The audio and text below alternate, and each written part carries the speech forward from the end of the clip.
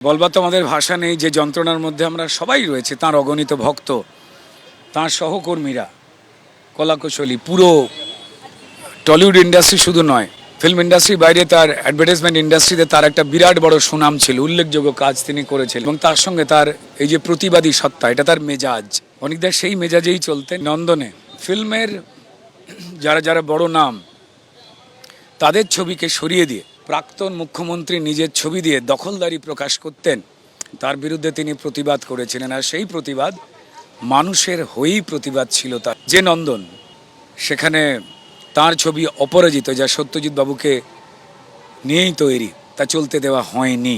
মুখ্যমন্ত্রী শুভেন্দু অধিকারী মহাশয় স্পষ্টভাবে জানিয়ে দিয়েছেন যে তার এই যে শেষ যাত্রা, তাতে কোথাও না সম্মান এবং শ্রদ্ধার ঘাটতি থাকে। তিনি মাল্যার্পণও করে গেছেন এবং তার সঙ্গে সঙ্গে তিনি ইচ্ছা প্রকাশও করেছেন যে যাতে তার আটকে দেওয়া সিনেমাগুলো যা নন্দনে চলতে দেওয়া হয়নি, অবিলম্বে মানুষের জন্য নন্দন সেই সিনেমা দ্রুতই যেন চালাতে পারে, তার বন্দোবস্ত নিতে।